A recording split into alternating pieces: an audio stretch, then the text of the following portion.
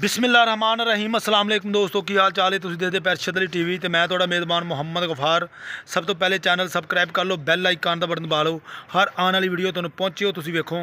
रोज़ की निस्बत इंशाल्लाह बा फसले खुदा चंगे चंगे जानवर तुहाडे वास्ते नीली ते कढ़ के लैके आईदे ने। अज माशाल्लाह दुध की नहर बरीकियां झोटी नूं देख लैनियां ने। दुध दे लस्सी होई है बकाया इंशाल्लाह झोटी नूं बरीकियां बड़ियां ने। थान वंडा बहुत कला कला थान पंडा लाई फिरदी है माशाल्लाह।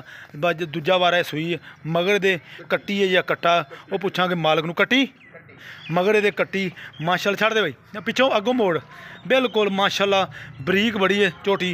इंशाल्लाह दूजा वारा सूई है बगैर धुन्नी कोली दा नामो निशान भी नहीं गा बगैर। इंशाल्लाह देख लें सारे मामलात। दुध पुछदे मालक नूं। आया यार नेड़ किन्ना दुध दे थले बाई? दुध 11 किलो भाजी पक्का पक्का 11 लीटर मगर कट्टी है। 11 लीटर दुध आ। डिमांड भी नाल ही दस दे मुफ्त से 3,50,000 3,50,000 रुपये की डिमांड है। मकूल जायज़ बिल्कुल 11 लीटर दुध आ मगर कट्टी टोर भी है। तेनों झोटी देख लैनी है माशाल्लाह बरीक आ लिस्सी निगी बरीकियां चा अल्लाह की मेहरबानी नाल टिशू पेपर वर्गी है। इंशाल्लाह पंडा लाई फिरदी है। कोई बाजार नहीं कोई गलबात नहीं। अचानक आए हैं तो वीडियो ला रहे हैं तुहाडे वास्ते। इंशाल्लाह सौदे हुंदे नसीबां दे सौदे वो मिलना जिहड़ा नसीब दे विच आ। बकाया मझ तसल्ली नाल वेख लैनी है। 3,50,000 रुपये की डिमांड आ।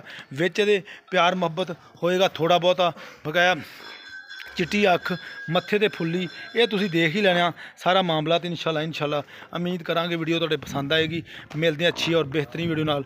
कट्टी वहा दे केड़ी कट्टी है दी आ कट्टी जी मगर इंशाल्लाह पाकिस्तान जिंदाबाद।